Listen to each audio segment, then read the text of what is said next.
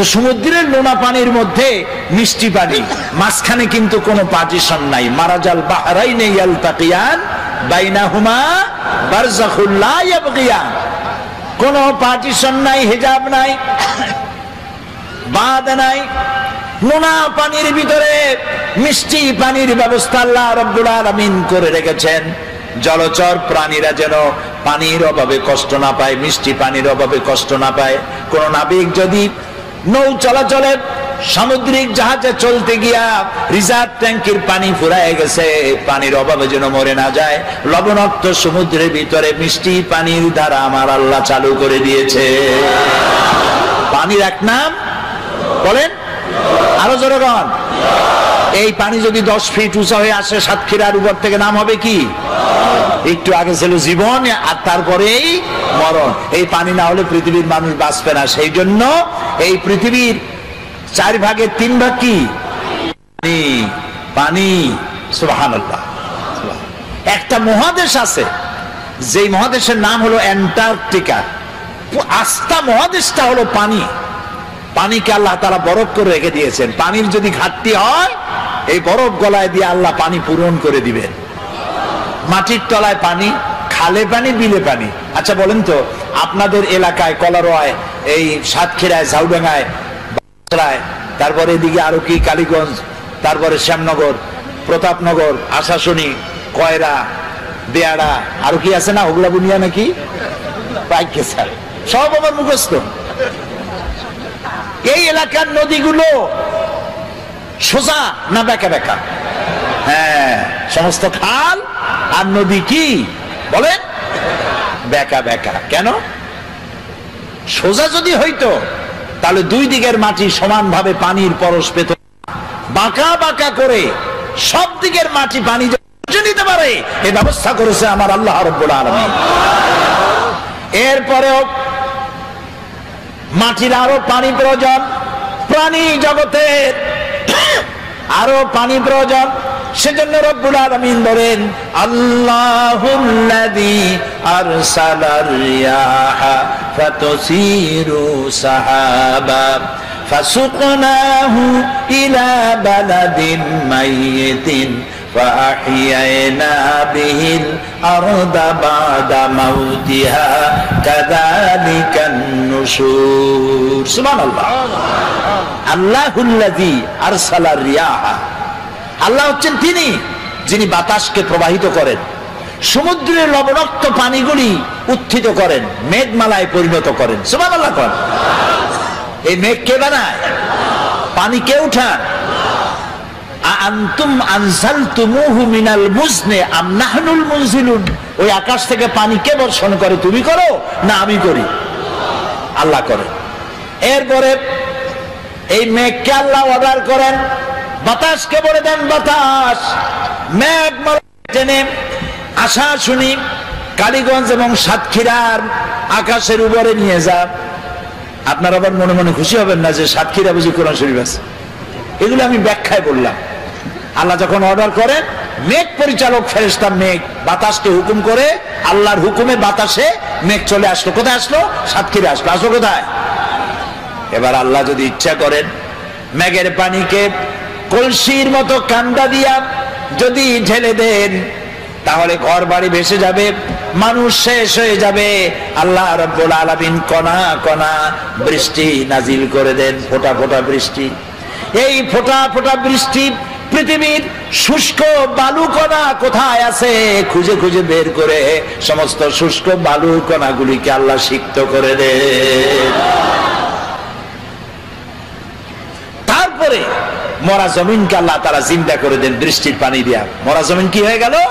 জিন্দা হয়ে গেল। এখন চাষ করেন, বীজ বপন করেন। আল্লাহ তাআলা বলেন, এই যে বীজ বপন করলা, আনতুম আনশাতুম শাজারাতাহা আম নাহনুল মুনশিউন। ওই মাটির তলায় যে বীজ তুমি বপন করলা, ওটা তো পচায়ও দিতে পারতাম। ওই মাটি ফাইড়া বীজটা অঙ্কুরিত হলো। কে করলো? তুমি করছো না আমি করছি? সুশীলরা করছে না বুদ্ধিজীবীরা করছে? কে করছে? জোরে বলেন, আল্লাহ তাআলা। এভাবে আমি ফসল উদ্গত করলাম, ধান হইল, ধানের মধ্যে চাউল দিলাম। যদি চাউল না দিতাম, লাউ নাশাউ জাআলনাহু উজাজান, না লাউ নাশাউ জাআলনাহু হুতামা ফাযালতুম তাফাক্কাহুন, যদি আমি ওই ধানের মধ্যে চাউল না দিতাম তাহলে তুমি কি করতা? বাল নাহনু মাহরুমুন, কপালে আঘাত করতে আর বলতো আরে মাহরুম হয়ে গেলাম, বঞ্চিত। ধানগুলারে আল্লাহ সিটা বানাইতে পারে না? কে বলছে? আল্লাহ নিজেই বলছেন আমি ইচ্ছা করলে সিটা বানাই দিতে পারতাম। তাহলে আমি তোমাকে বানাইলাম, কে বানাইছে বলেন সবাই? এই সুন্দর দুটি হাত কে বানিয়েছেন? চোখ দিছেন কে? কান দিছেন কে? নাক দিছেন কে? মুখ দিছেন কে? চলার জন্য, বলার জন্য শক্তি দিছেন কে? চিন্তা করার ক্ষমতা দিছেন কে? যৌবন দিছেন কে? বাচ্চা দিছেন কে? বউ দিছেন কে? এই সবকিছু দিয়া খাবেন কি সেটাও আল্লাহ তাআলা বানাই দিয়েছেন। সুবহানাল্লাহ। জমিনে ফসল হইল, আরে জমিনকে আল্লাহ অর্ডার দিলেন আমার এই জমিন এত ভালো, বাংলাদেশের এই মাটি এত ভালো, আমার প্রিয় জন্মভূমি বাংলাদেশ, নাম কি? তাও এরকম আসতে কইলেন, জোরে কর না, আরো জোরে কর। এই মাটি বড়ই সুন্দর। আঙ্গুল দিয়া নাড়ায়া নাড়ায়া কদুর বিচি বপন করে দিলেন। পরের দিনে 2 পাতা, তারপরের দিন লতা, 6 দিন পর ফুল, আর কয়দিন পর কদু ঝুলে পড়লো। আল্লাহর দেওয়া এত সুন্দর কদু খাইয়া আলহামদুলিল্লাহ কয় না, কয় সাদের লাউ বানাইলো মরে বই থাকি। আগা খাইলো, ডগা খাইলো, তাও আল্লাহরে চিনল না। কপাল পোড়া। কি পোড়া বলেন? কপাল পোড়া। খাবার দিলেন, মাছ দিলেন, তরি তরকারি দিলেন, সব দিলেন, সে আল্লাহর নামাজ পড়ে না, সে আল্লাহর কোরআন বোঝে না। কি কপাল পোড়া! আরে মুসলমান, আল্লাহ রাব্বুল আলামিন বলছেন আমি খাবার দেই, খাবারগুলো তৈরি করেছি আমি। এবং আল্লাহ এমন দেওয়া দেয়, দেখবেন নামাজ পড়লেও দেয়, নামাজ না পড়লেও দেয়। বরং দেখা যায় যারা নামাজ পড়ে না, রোজা করে না, ইসলামরে গাইলায়। মৌলানা সাহেবদের বলে মৌলবাদী, আবার বলে জঙ্গিবাদী। নতুন নাম তৈরি হয়েছে জঙ্গিবাদী, সন্ত্রাসী, হরকুতুল জিহাদ, কুতকুতুল উন্মাদ। এরপরে নতুন আরেক নাম রাখছে, শুনে তো অবাক হয়ে গেছি। নতুন নাকি আরেকটা দল বাইরে হয়েছে, সেটার নাম আল জঙ্গিতুল জঙ্গলা। এ আবার কোন জঙ্গলে আল্লাহ জানে। এরা নতুন নতুন নাম রাখে, আলেমদেরকে বদনাম দেয়, আলেমদেরকে বদনাম দেয়। ওরা নামগুলি আবিষ্কার করে আর মনে করে মৌলবীরা বুঝবে না, কিন্তু আমরা যে বুঝি ওরা আবার তা বোঝে না। তো আল্লাহ রাব্বুল আলামিন সৃষ্টি করলেন, তারপরে খাবার দিলেন। সুবহানাল্লাহ বলেন। জমিনকে উর্বর করে দিলেন, খেতে খামারে মাছ দিলেন, পাখি দিলেন, সব খাবার দিলেন। খেতে দেওয়ার মালিক কে? ওয়ামা মিন দাব্বাতিন ফিল আরদি ইল্লা আলাল্লাহি রিজকুহা। এই পৃথিবীর উপরে এমন কোন বিচরণশীল জীব নাই যে জীবের রিস্কের দায়িত্ব আমি আল্লাহ নিজ হাতে গ্রহণ করি নাই। সকল জীবের রিস্কের দায়িত্ব কার? তা আমরা দেখি নামাজ রোজা যারা করে এরা বরং কম পায়, যারা নামাজ রোজা করে না, আল্লাহরে গাইল দেয়, ইসলামরে গাইল দেয়, ইসলাম মিটাবার চেষ্টা করে, ওরা পায় বেশি। ঠিক না? আল্লাহ তাআলা বলছেন লা ইয়াগুররান্নাকা তাকাল্লুবুল লাযিনা কাফারু ফিল বিলাদ। ও মুসলমানেরা, এই কাফেরদের চাকচিক্য সম্পদ দেখা তুমি ভয় পাইও না, চিন্তা করো না, প্রতারিত হও না। মাতাউন কালিল, সামান্য কিছু সময়ের জন্য আমি ওদের দিছি। সুম্মা মাওয়াহুম জাহান্নাম, এরপরে ঠিকানা হবে কোথায়? ওয়াবিসাল মাসির। আরে হায় হায়, দুনিয়া কা মজা লে লো, দুনিয়া তোমারি হ্যায়। দুনিয়ার মজা লোটার জন্য খুব লুটপাট করো, তারপরে সময় আসবে যখন বলবা আমার স্বাদ না মিটিল, আশা না ফুরিল। তারপরে কি? সকলই ফুরায় যায়। আরে খাইতে পারলাম না, এত বাড়ি বানাইলাম, এত ঘর বানাইলাম, এত লুটপাট করলাম, এত শয়তানি করলাম, এত ডিজিটাল করলাম, আরে সব তো গেল শেষ হইয়া। সব শেষ, সব শেষ হয়ে যাবে। আল্লাহ রাব্বুল আলামিন খেতে দেন, পড়তে দেন, আর আল্লাহ মানুষকে ক্ষমতা দিয়ে বলেন লিনানজুরা কাইফা তা'মালুন। ক্ষমতা দেই আর তাকায় থাকি তোমার আমলটা কেমন হয়। সুবহানাল্লাহ বলেন, সুবহানাল্লাহ। সমুদ্রের মধ্যে যে এই যে আপনাদের বাড়িতে টেলিভিশন ডিশ লাইন আছে না, এই ডিশ লাইনে উপকারও আছে, ক্ষতিও আছে। এত সব বাজে ছবি আসে, এগুলি বন্ধ করা ভালো, কন্ট্রোল করা ভালো। কিন্তু ভালো ভালো ছবিও আছে, যেমন ন্যাশনাল জিওগ্রাফি একটা চ্যানেল আছে, ডিসকভারি একটা চ্যানেল আছে, এনিম্যাল প্ল্যানেট একটা এনিম্যাল প্ল্যানেট একটা চ্যানেল আছে, আছে না? এই চ্যানেলগুলি আমি মাঝে মধ্যে দেখি। সমুদ্রের ভিতরে সব থেকে বড় জলচর প্রাণীর নাম কি? তিমি। নীল প্রজাতির তিমি যেটা, সেটার ওজন 5000 টন পর্যন্ত হয়। একটা মাছের ওজন 5000 টন পর্যন্ত। ওটা যে বাচ্চা দেয়, তিমিতে ডিম পারে না, কি দেয়? বাচ্চা দেয়। তো মা যেমন বাচ্চাও তো তেমন। বাচ্চাটা পৃথিবীতে যেদিন আসে সেদিন থেকে শুরু করে প্রত্যেক দিন তার দুধ লাগে 50 থেকে 60 মণ। কোন গভর্নমেন্ট খাওয়ায়? আরে বলো, কোন গভর্নমেন্ট খাওয়ায়? নাম কি তার? চিৎকার দিয়া বলো। আল্লাহ তাআলা খাওয়ায়। সুবহানাল্লাহ, সুবহানাল্লাহ। খাবারের দাবিতে সুন্দরবন থেকে রয়্যাল বেঙ্গল টাইগার খাবার না পাইয়া নিজেরা কামড়া কামড়ি করে 500 বাঘ না খাইয়া মারা গেছে। এরকম কোন খবর পত্রিকায় ছাপা হয়েছে? পত্রিকার তো অভাব নাই। দৈনিক দেখে নেব, প্রত্যেক দিন চিৎকার, মাসিক হুঙ্কার। এই যে পত্রিকাগুলি, তো দৈনিক দেখে নেব এই পত্রিকায় কোনোদিন এরকম ছবি আসছে, খবর আসছে?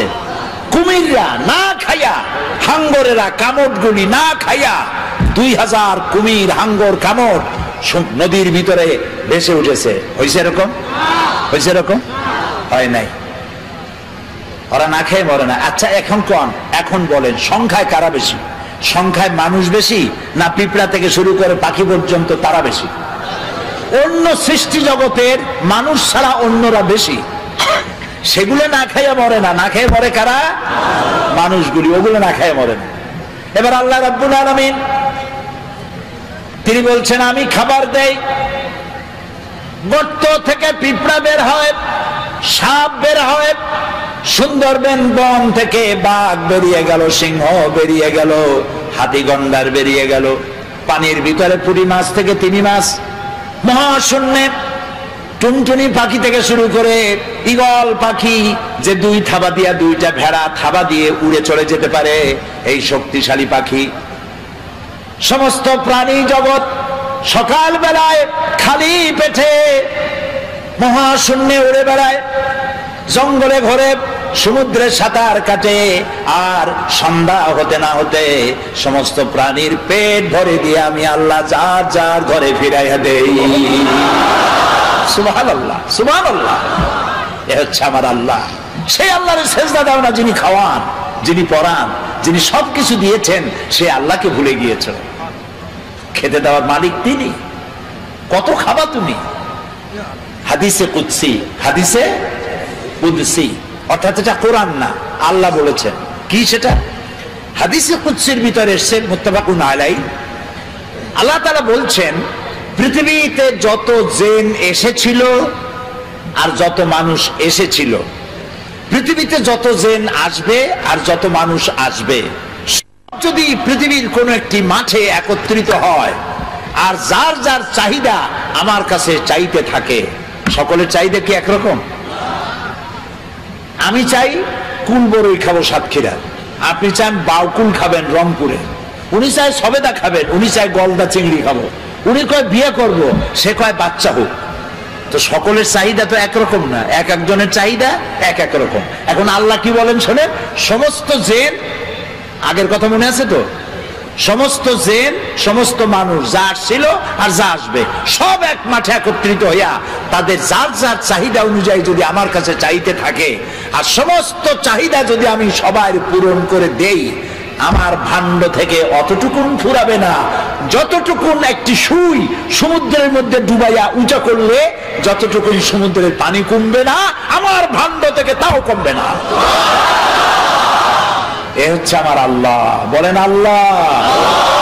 আল্লাহ, আল্লাহ না কিন্তু আল্লাহ, মুখটা গোল হয়ে যাবে, মহব্বতের সাথে বলেন আল্লাহ, আল্লাহ, আল্লাহ। অন্তরের অন্তঃস্থল থেকে, মনের মণিকোঠা থেকে একবার যদি কোনো বান্দা ডাক দেয় আল্লাহ, আল্লাহ রাব্বুল আলামিন 70 বার সাড়া দিয়ে বলেন, বান্দা কি চাও, আমি হাজির। আহা, জীবনে বহুবার কাবা শরীফে গেছি, কিন্তু কাবা শরীফের ভিতরটা দেখার সুযোগ আমার হয় নাই। কুয়েত আর ইরাকের যুদ্ধ যখন হলো, বাদশাহ ফাহাদ তখন পৃথিবীর 400 স্কলারদের দাওয়াত দিয়েছিলেন।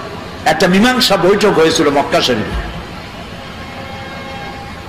সৌদি আরবের বাদশাহ ফাহাদ, আল্লাহ জান্নাতুল ফিরদাউস নসিব করুন, মক্কা শরীফে যে সাজান সাজাইছে, মদিনারে যে সোনার মদিনা বানাইছে, সুবহানাল্লাহ কোন, আল্লাহ তাকে জান্নাতুল ফিরদাউসের মেহমান বানায়নি। তিনি আমাকে বলেন নাই, আমাকে কেমনে কেমনে দাওয়াত দিলেন। সেই 400 লোকদের মধ্যে আমার মতো একটা ছোট্ট মানুষকেও তিনি দাওয়াত দিয়েছেন। তো আমার তখন চিন্তা হলো যে কাবা শরীফ এর ভেতরটা দেখার এত ইচ্ছা, কোনোদিন দেখতে পারলাম না। আল্লাহ, এবার রাষ্ট্রীয় মেহমান বানাইছো তুমি, রাজকীয় মেহমান, যদি এইবার একটু সুযোগ পাইতাম। প্লেনে বসে চিন্তা করতেছি, চোখ দিয়ে পানি পড়তেছে। আল্লাহ, তোমার ঘরের ভিতরটা দেখতে পারলাম না, একটু দেখাও। প্লেন থেকে নেমে রাজকীয় গাড়িতে করে চলে গেল মক্কা শরীফে। আমাদেরকে 5 স্টার না 7 স্টার হোটেল দিয়ে দিল। এরপর একটা ব্রিফকেস দিল। ব্রিফকেসের ভিতরে রুমে রুমে, প্রত্যেকের রুমে একটা করে ব্রিফকেস মেহমানদের জন্য। ব্রিফকেসের ভিতরে 3 দিনের মেহমান আমরা, এই 3 দিন কি কি অনুষ্ঠান আদি হবে সেগুলি লেখা আছে। একটা কলম আছে, খাতা আছে, একটা জায়নামাজ আছে, আর কাবা শরীফের গিলাফের একটা টুকরা আছে।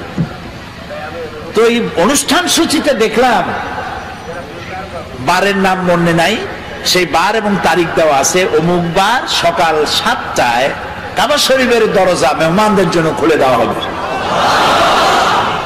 আমার চলতে পারি বলছে যে আল্লাহ, তুমি এইভাবে দোয়া কবুল করছো, সুবহানাল্লাহ। আমি সকালের অপেক্ষা করি নাই, রাতের খানা খাইয়া গোসল করিয়া তারপরে নতুন জামা কাপড় পরিয়া সারা রাত তওয়াফ করেছি, তাহাজ্জুদের নামাজ পড়েছি, আর সকালের অপেক্ষা করেছি। ফজরের নামাজের পর দাঁড়ায় আছি এতিমের মতো আল্লাহর ঘরের দরজার সামনে, চিন্তা করছি আমি আগে ঢুকবো। কিন্তু 400 মেহমান তো, আমার আগে ঢুকালেন প্রোটোকল অফিসারেরা। আমার আগে ঢুকালো আজাদ কাশ্মীরের প্রেসিডেন্ট সরদার আব্দুল কাইয়ুম খান, তারে ঢুকাইলো আগে। এরপরে তখন রাশিয়া এবং আফগানের মধ্যে যুদ্ধ হচ্ছিল, তখন আব্দুর রাব আস-সাইয়াফ আর রাসূল, যিনি কমান্ডার ছিলেন আফগানের, তাকে ঢুকালেন দ্বিতীয়। আর তৃতীয় ব্যক্তি হিসাবে এই গোলামের আল্লাহ ঢুকাইলেন। কাবা শরীফের ভিতরে গিয়ে সুন্নত অনুযায়ী 4 দিক ফিরে, কাবার মধ্যে ঢুকলে আর কেবলা এক দিক নাই, এখন চারুদিক কেবলা। চারুদিক ফিরে 2 রাকাত নামাজ পড়ে তারপরে সেজদায় পড়ে গেলাম। অর্ধ ঘন্টার মতো সেজদায় পড়ে প্রাণ ভরে কাঁদছি। তারপরে আমার চিন্তা হলো, এই ঘরের মধ্যে 20-22 জনের বেশি লোক এক সময় ধরে না, তা আমি তো অন্যদের উপরে জুলুম করতেছি, আমার তাড়াতাড়ি বেরোনো দরকার। আমি উঠলাম, দাঁড়াই আমি দেখতে পাচ্ছি আমার সামনে দাঁড়ানো আহলে হাদিসের তৎকালীন সভাপতি ডক্টর আব্দুল বারী। তিনি আজ দুনিয়ায় বেঁচে নাই, আল্লাহ তাকে জান্নাতুল ফিরদাউসের মেহমান বানায়নি। আমি দেখছি বুড়া মানুষ, দাড়িগুলি সাদা, চোখ দিয়া পানি পড়ে দাড়ি ভিজে ভিজে পড়তেছে। তিনি আমারে দেখাইলেন, কাবা শরীফের দরজার দিকে আঙ্গুল দিলেন, এদিকে দেখেন। আমি দেখলাম, আমি তো কাঁদতেছি তখনও, দেখলাম আমার চোখটা গিয়ে পড়লো সেখানে যেখানে দরজার উপরে লেখা আছে ওয়াকালা রাব্বুকুম উদউনি আস্তাজিব লাকুম। তোমার রব বলছে, তোমার রবের কাছে ডাকো, রবকে বলো, রবকে ডাকো, তোমার ডাকের জবাব তোমার রব দিবেন। আমি আবারও কানলাম আর বললাম, আল্লাহ, আমি এতক্ষণ তোমাকে ডেকেছি, এবার জবাব দেওয়ার দায়িত্ব তোমার। আল্লাহুম্মা লা তারুদ্দানা খাইবিন। আল্লাহ তাআলা একেবারে কিছু না দিয়া ফকিরের মতো খালি হাতে ফেরত দিও না বাবু। আল্লাহর কাছে চাইলে আল্লাহ তাআলা দেন। কপাল পড়েছে মুসলিম মিল্লাতে, সারা পৃথিবীর মুসলমানদের, শুধু আমাদের না, সারা দুনিয়ার। এই মুসলমানদের কপাল যদি ভালো বানাইতে হয়, তাহলে এই কোরআনের কাছে আসতে হবে, আল্লাহর দিকে ফিরে যেতে হবে। কোন দিকে ফিরে যাবেন? আল্লাহ দিকে। নামাজটা ঠিক মতো আদায় করেন। যুবক ছেলেরা, যুবকেরা মাহফিলে সব থেকে বেশি আসে, আমার কলিজাটা ঠান্ডা হয়ে যায়। আলহামদুলিল্লাহ, যুবকরা আমাদের সম্পদ, যুবকরা আমাদের নিয়ামত। আলহামদুলিল্লাহ বলেন। আপনি আপনার ডানে বাঁয়ে তাকায় দেখেন তো, বুড়া দাড়ি পাকা কয়জন আর যুবক কত? আপনি যদি রেশিও ভাগ করেন তো আমার কাছে আমি যা দেখতেছি 10% বুড়া মানুষ হতে পারে, 90% যুবক এসেছে মাহফিলে। এই যুবকরা, তরুণরা আমাদের সম্পদ। আমার রাসূল কি বলেছেন জানেন? আমার রাসূল বলছেন, উসিকুম বিশ-শাবাবে খায়রা ফাইন্নাহুম আরাক্কু আফইদা লাকাদ বাসানি আল্লাহু বিল হানিফিয়্যাতি সামহা ফাহালাফানি আশ-শাবাব ওয়া খালাফানি আশ-শায়ুখ ক্বালা নবী সাল্লাল্লাহু আলাইহি ওয়াসাল্লাম। রাসূলুল্লাহ বলেছেন, তোমরা যুবকদের প্রতি সহৃদয় হও। কে বলছেন? বলেন। যুবকদের প্রতি, তরুণদের প্রতি সহৃদয় হও, কারণ আল্লাহ তাআলা আমাকে উদারতা সহকারে দিন প্রতিষ্ঠা করতে পাঠাইছেন পৃথিবীতে। এই দিন প্রতিষ্ঠার কাজে আমাকে সহযোগিতা করেছে যুবকেরা, আর বিরোধিতা করেছে। রাসূলুল্লাহ কথাটা কার? আল্লাহ রাসূলের কথা। কার কথা? আমাকে দিন প্রতিষ্ঠার কাজে সহযোগিতা করেছে বলে যুবকেরা, বিরোধিতা করেছে বুড়োরা। এবার আপনি দেখেন, ইতিহাস দেখেন, যারা ইসলাম কবুল করেছিল তারা কারা? হযরত আবু বকর ইসলাম করেছেন, কবুল করেছেন বয়স 37 বছর, 40-এর নিচে। হযরত ওমর ইসলাম কবুল করেছেন 26 বছর বয়স। হযরত আব্দুর রহমান বিন আওফ, জুবাইর ইবনে আওয়াম বয়স 17 বছর। হযরত আলী ইসলাম কবুল করেছেন বয়স 8.5 বছর। 8.5 থেকে শুরু করে সব বিলো 40-এর নিচে রাসূলকে সাহায্য করেছে, রক্ত দিয়েছে, জীবন দিয়েছে। আর বিরোধিতা করেছে কারা? আবু জাহাল, আবু লাহাব, উতবা, সাইবা, মুগিরা, আবু সুফিয়ান, পুষ্টি শুদ্ধা সব 40-এর উপরে। এখন এই মাহফিলে যারা বুড়ো আসছেন, আমার তারা আবার কিন্তু মন খারাপ করবেন না। আমরা ওই বয়সটা পার হয়ে আসছি, ওই যৌবনকালটা পার হয়ে আসছি। সেই যৌবন শ্রেষ্ঠ যৌবন, যার যৌবনকালটা আল্লাহর জন্য দিয়ে দিয়েছেন। সুবহানাল্লাহ। আরে ভাই, যুবকেরা অনেক সময় বলে একটু এখন হলো যৌবনকাল, এই এখন কি নামাজ পড়বো? বুড়ো হইলে নামাজ পড়বো। বুড়ো হইলে নামাজ পড়বা, বুড়ো কাল পাবা, তার কি কোনো নিশ্চয়তা আছে? এক নাতি, তার দাদা কুজো হয়ে গেছে। কুজো লোক আছে না? হইলে কুজো হয় না? নাতি বলতেছে দাদারে, দাদা বর্ষিটা কিনছো কত দিয়া? দাদা বুঝতে পারছে, দাদা ভাই কেনা লাগবে না, সময় আসলে তুমি একটা মাগনা পাবা। কাজে যুবক বুড়ো, তরুণ যুবক হবে, যুবক বুড়ো হবে, এটা তো ঠিক। তো সেই জন্য যুবকদের প্রতি রাসূলুল্লাহ বেশি আকৃষ্ট ছিলেন। একটা সমাবেশে রাসূলুল্লাহ বক্তৃতা করতেছেন। হযরতে জারীর রাদিয়াল্লাহু তাআলা আনহু, তার চেহারা ছিল চাঁদের মতো সুন্দর। সুবহানাল্লাহ বলে।